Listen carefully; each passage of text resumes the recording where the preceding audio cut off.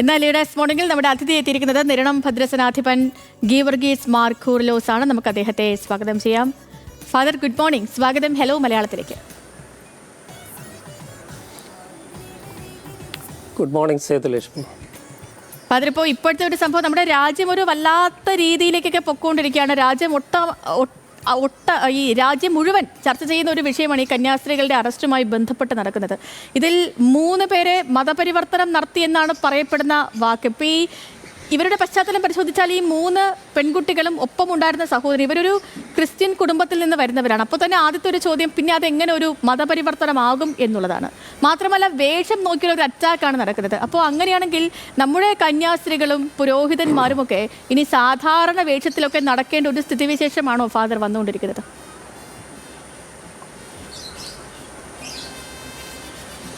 സേതുലക്ഷ്മി, ഇതൊരു പുതിയ കാര്യമായിട്ട് ഞാൻ കാണുന്നില്ല.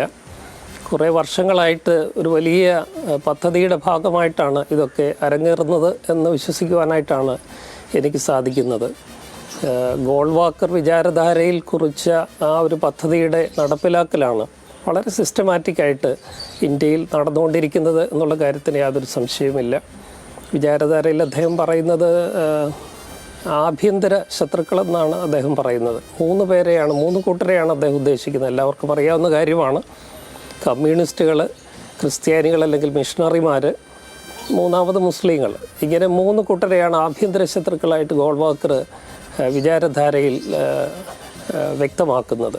അവരെ ആക്രമിക്കുക, അവരെ ഇല്ലാതാക്കുക, ഉന്മൂലനം ചെയ്യുക, രാജ്യത്ത് നിന്ന് ഭ്രഷ്ട് കൽപ്പിക്കുക എന്നുള്ളത് ഒരു വലിയ പദ്ധതിയുടെ ഭാഗമായിട്ട് നടന്നു വരുന്ന കാര്യങ്ങളാണ്. ഇതിൻ്റെയൊക്കെ ഭാഗമായിട്ട് ഈ ഛത്തീസ്ഗഡിൽ നടന്ന ആക്രമണത്തെ ഞാൻ കാണുന്നുള്ളൂ. അതുകൊണ്ടൊരു വലിയ ഗൂഢാലോചനയുടെ ഭാഗമായിട്ട് നടക്കുന്ന പരമ്പരകളുടെ അവസാനത്തെ ഒരു ഏട് എന്ന രീതിയിലാണ് ഞാൻ ഈ ആക്രമണത്തെ കാണുന്നത്. വളരെ ഗൗരവത്തോടു കൂടി തന്നെ ന്യൂനപക്ഷങ്ങൾ, ഈ കാര്യത്തിൽ ക്രിസ്ത്യാനികൾ, ക്രിസ്തു സഭകൾ, സഭാ നേതാക്കൾ ഈ വിഷയത്തെ കാണണം എന്ന് തന്നെയാണ് എൻ്റെ വിചാരം. ഫാദർ, ഇതിപ്പോ ഈ ഛത്തീസ്ഗഡ് മുഖ്യമന്ത്രി തന്നെ മനുഷ്യക്കടത്തും അതുപോലെ മതപരിവർത്തനവും ഒക്കെ ചൂണ്ടിക്കാട്ടി പ്രതികരിക്കുന്നുണ്ട്. അപ്പം പാർലമെന്റ് ഇപ്പോൾ പ്രതിഷേധമുണ്ട്. കേരളത്തിലെ MP-മാർ പ്രതിഷേധിക്കുന്നുണ്ട്. കഴിഞ്ഞ ദിവസം അവർ ഈ അടിയന്തര പ്രമേയത്തിന് നോട്ടീസൊക്കെ നൽകിയെങ്കിലും അത് തള്ളിയിരുന്നു. ഈ പ്രതിഷേധം ഗുണകരമാകുമെന്ന് സഭ വിശ്വസിക്കുന്നുണ്ടോ? പ്രതിഷേധം ഗുണകരമാകുമെന്ന് ഞാൻ വിശ്വസിക്കുന്നുണ്ട്. പ്രതിഷേധം ശക്തമായാലേ ഇതിന് എന്തെങ്കിലുമൊക്കെ മാറ്റം ഉണ്ടാവുകയുള്ളൂ. ഞാൻ നേരത്തെ സൂചിപ്പിച്ച പോലെ ഗോൾവാക്കർ വിചാരധാരയിലെ തൊട്ടുകൂടായ്മയും തീണ്ടലും ഒക്കെ തിരിച്ചു വരുന്ന ഒരു കാലത്തെക്കുറിച്ചാണ് അദ്ദേഹം ഒരു ഐഡിയൽ ഇന്ത്യ എന്ന സങ്കല്പത്തിൽ പറയുന്നത്. അതുകൊണ്ട് ഈ മിഷണറിമാരും കന്യാസ്ത്രീകളും പുരോഹിതന്മാരും ഒക്കെ വടക്കേ ഇന്ത്യയിൽ പോകുന്നത് അവിടെ ഇന്ന് നിലനിൽക്കുന്ന തൊട്ടുകൂടായ്മയും സാമ്പത്തിക സാമൂഹിക അസമത്വങ്ങളും ഒക്കെ ഇല്ലാതാക്കുവാനും അവർക്ക് വിദ്യാഭ്യാസവും അക്ഷരാഭ്യാസവും ജോലിയും മാന്യതയും ഒക്കെ കൊടുക്കുന്നതിന് വേണ്ടിയുള്ള പ്രവർത്തനങ്ങളിലാണ്. അത് മനസ്സിലാക്കുന്നവരാണ് ഈ ഗോൾവാക്കറിൻ്റെ വിചാരധാര പിന്തുടരുന്നവർ. അതൊരു വലിയ ഭീഷണിയായിട്ട് കാണുന്നതും അതിനെ ഏതു വിധേനയും ഇല്ലാതാക്കുവാനുള്ള ശ്രമങ്ങൾ നടത്തുന്നതും. അത് ഇനിയും തുടർന്നുകൊണ്ടിരിക്കും. അതുകൊണ്ട് ശക്തമായിട്ട് ക്രിസ്തുമതത്തിലും വിശ്വാസത്തിലുമൊക്കെ ഉറച്ചു വിശ്വസിക്കുന്നവർ, സഭയും സഭാ നേതാക്കളുമൊക്കെ ശക്തമായിട്ട് പ്രതിഷേധിച്ചില്ലെങ്കിൽ ഇതിനൊരവസാനം ഉണ്ടാവുകയില്ല. വളരെ ഗൗരവമായിട്ട് ഈ വിഷയത്തെ ഗൗരവമായിട്ട് തന്നെ സഭകളും ന്യൂനപക്ഷങ്ങളും എല്ലാ ന്യൂനപക്ഷങ്ങളും ഒരുമിച്ച് നിന്ന് ഈ കാര്യത്തിൽ നിലപാട് പ്രഖ്യാപിക്കേണ്ടതും ആണെന്നാണ് എൻ്റെ വിചാരം. തീർച്ചയായും ഫാദർ, കാരണം അത്രമേൽ ഇത് എന്തൊക്കെ നമുക്ക് തന്നെ ഇങ്ങനെ തോന്നി, ഇത് നമ്മുടെ രാജ്യത്ത് എന്താണ് സംഭവിച്ചത്, ഇതൊക്കെ എങ്ങനെയാണ് നടക്കുന്നത്, എങ്ങനെയാണ് ഈ ആരോപണങ്ങൾ ഉയർന്നതും നടപടിയിലേക്കൊക്കെ പോകുന്നത്, എല്ലാം വിചിത്രമായി തോന്നുകയാണ് ഫാദർ. ഈ സംഭവം ആദ്യം ഉയർന്നപ്പോൾ തന്നെ ഈ സഭാ പ്രതികരണങ്ങളൊന്നും പരസ്യമായി നടത്തിയില്ല. ഒരു മിനിറ്റ് ഫാദർ, അപ്പോൾ ഇന്നലെ ദീപികയിൽ മുഖപ്രസംഗം വന്നിരുന്നു. അതിനുശേഷമാണ് പിതാക്കന്മാരുടെ ഒക്കെ പ്രതികരണങ്ങൾ കൂടുതലായി വന്നത്. അപ്പോൾ സഭയ്ക്ക് ഈ വിഷയത്തിൽ പ്രതികരിക്കാൻ ഒരു കാലതാമസം ഉണ്ടായി എന്ന് തോന്നലുണ്ടോ? ബെറ്റർ ലേറ്റ് ദാൻ നെവർ എന്നാണോ പറയുന്നത്. കാലതാമസം ഉണ്ടായി എന്നുള്ള കാര്യത്തിന് യാതൊരു സംശയവുമില്ല. പ്രതികരണങ്ങളും പ്രതിഷേധങ്ങളും ഒക്കെ ഇത്ര മാത്രം ശക്തമായാൽ പോരാ എന്നാണ് എൻ്റെ വിചാരം. നമുക്കറിയാം, കേരളത്തിൽ പോലും ക്രിസ്തീയ സഭകളൊക്കെ പലപ്പോഴും ഒരാട്ടക്കളി നടത്താറുണ്ട്. ഈ വിഷയങ്ങളൊക്കെ ശക്തമായി പ്രതികരിക്കേണ്ട സമയത്തൊക്കെ പ്രതികരിക്കാതെയും ഇരുന്നിട്ടുണ്ട് എന്നുള്ളതും വാസ്തവമാണ്. ഇനിയെങ്കിലും അതൊക്കെ ഒന്ന് മാറ്റി ശക്തമായിട്ട് പ്രതികരിക്കുവാനൊക്കെ സാധിക്കണം. നമുക്കറിയാം, മിഷണറിമാരെയൊക്കെ പീഡിപ്പിക്കുന്നതും അവരോട് ദേഷ്യപ്പെടുന്നതും അവരെ തല്ലുന്നതും മർദ്ദിക്കുന്നതും ഒക്കെ നമ്മൾ നേരിട്ട് കാണുന്ന കാഴ്ചകളാണ്. അവരെന്ത് തെറ്റാണ് ചെയ്യുന്നത്? സാമൂഹ്യ നീതിക്ക് വേണ്ടി പ്രവർത്തിക്കുന്ന പാവപ്പെട്ട മിഷണറിമാരും കന്യാസ്ത്രീകൾ എന്ത് തെറ്റാണ് ചെയ്യുന്നത്? അവരെ ആക്രമിക്കുന്നവർക്ക് ഭരണകൂടം പിന്തുണയും കൂടെ നൽകുമ്പോൾ എവിടെ നിന്നാണ് നമുക്ക് നീതി പ്രതീക്ഷിക്കാനായിട്ട് സാധിക്കുക? അതുകൊണ്ട് ഇതൊരു അപ്രഖ്യാപിത അടിയന്തരാവസ്ഥ പോലെയാണ് ഞാൻ കാണുന്നത്. അതിനെ വളരെ ശക്തമായിട്ട് നേരിട്ടേ പറ്റൂ. ഫാദർ, ഇന്ത്യയിലെ ന്യൂനപക്ഷ വിഭാഗങ്ങൾ സംഘപരിവാറിന്റെ ഭീഷണി നേരിടുന്നു. ഈ സ്റ്റേറ്റ്മെന്റ് ശരിയാണോ?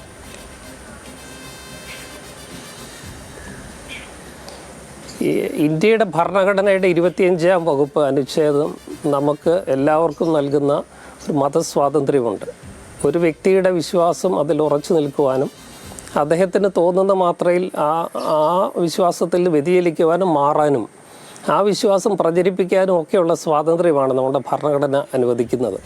അതാര് ലംഘിച്ചാലും അതിനെ ഒരു മനുഷ്യാവകാശ ലംഘനമായിട്ട് കണ്ട്, അടിസ്ഥാന അവകാശ ലംഘനമായിട്ട് കണ്ട് അതിനെ പ്രതിരോധിക്കുവാനും അതിനെതിരെ പ്രതിഷേധിക്കുവാനുമുള്ള ബാധ്യതയും ഉത്തരവാദിത്വവും ഇന്ത്യയിലെ എല്ലാ പൗരന്മാർക്കുമുണ്ട്. അത് സഭകൾക്കുണ്ട്, എല്ലാ ന്യൂനപക്ഷങ്ങൾക്കുമുണ്ട്. ന്യൂനപക്ഷങ്ങൾ പൊതുവെ ഇന്ത്യയിൽ വലിയ ഭീഷണി നേരിടുന്നു എന്നുള്ള കാര്യത്തിന് എനിക്ക് യാതൊരു സംശയവുമില്ല. അതുകൊണ്ട് ന്യൂനപക്ഷ സമുദായങ്ങളെല്ലാം ഒരുമിച്ച് നിന്ന് ഈ വലിയ വിപത്തിനെ നേരിടണം എന്ന് തന്നെയാണ് എൻ്റെ പക്ഷം. ഫാദർ, ഇപ്പോൾ തൃശ്ശൂരിൽ BJPക്ക് ഒരു MP കിട്ടി. അതിലൊരു സഭയുടെ പിന്തുണ കൂടി ഉണ്ടായിരുന്നു എന്ന കാര്യം നമുക്കൊക്കെ അറിയാവുന്നതുമാണ്. ഇപ്പോൾ സുരേഷ് ഗോപി ഇന്ന് MP മാത്രമല്ല, അദ്ദേഹം കേന്ദ്ര സഹമന്ത്രി കൂടിയാണ്. കേരളത്തിലെ BJPക്ക് ഈ വിഷയത്തിൽ ഇടപെടേണ്ട ഒരു ഉത്തരവാദിത്തം കൂടിയില്ലേ ഫാദർ? തീർച്ചയായിട്ടും ഉണ്ട്.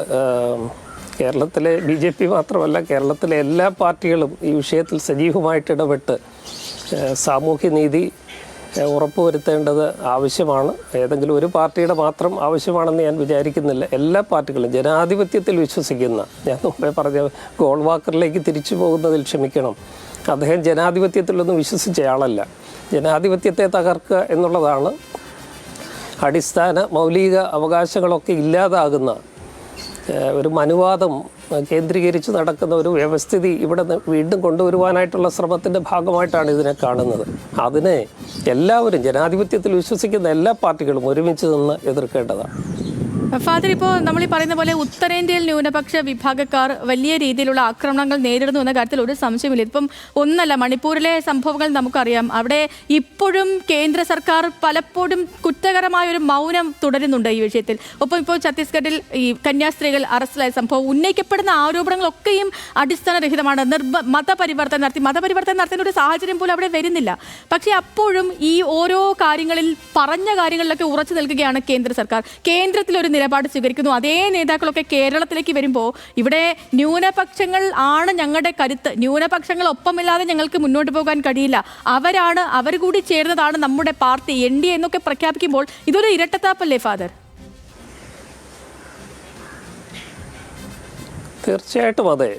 ന്യൂനപക്ഷങ്ങളെ പ്രീണിപ്പിക്കാൻ അവർ ശ്രമിക്കുമ്പോഴും അതിലൊന്നും ഒരു ആത്മാർത്ഥതയും ഇല്ല എന്നുള്ള കാര്യം തിരിച്ചറിയാനായിട്ട് ന്യൂനപക്ഷങ്ങൾക്ക് സാധിക്കുന്നില്ല എന്നുള്ളത് ദൗർഭാഗ്യകരമായ ഒരവസ്ഥയാണ്. ന്യൂനപക്ഷങ്ങളോട് ഒരിക്കലും അവർക്ക് ഒത്തുപോകുവാനായിട്ട് സാധിക്കുന്ന ഒരു പ്രത്യയശാസ്ത്രമല്ല അവർ മുന്നോട്ട് വയ്ക്കുന്നത് എന്ന് തിരിച്ചറിയാനായിട്ട് ഇനിയെങ്കിലും ന്യൂനപക്ഷങ്ങൾക്ക് സാധിക്കണം.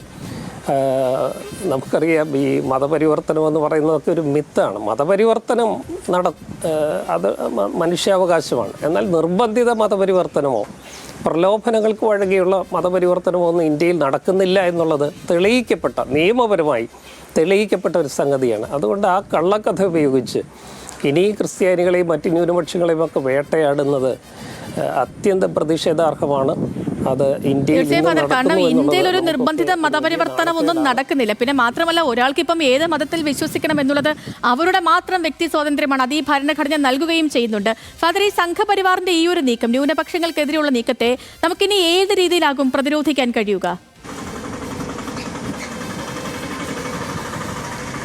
ജനങ്ങളുടെ ഒന്നായ പ്രതിഷേധത്തിൽ കൂടി മാത്രമേ ഏത് അനീതിയെ നേരിടുവാനായിട്ട് സാധിക്കുള്ളൂ. ജനങ്ങളാണ് ആത്യന്തികമായിട്ട് ഏറ്റവും വലിയ ശക്തി. മഹാത്മാഗാന്ധിയൊക്കെ എപ്പോഴും പറയുന്നത്, നമ്മുടെ മോറൽ ഫോഴ്സ് എന്ന് പറയുന്നത് ജനങ്ങളുടെ ഒത്തുചേരലും ഒരുമിച്ചുള്ള അവരുടെ ഐക്യദാർഢ്യവും പ്രതിഷേധവുമാണ്.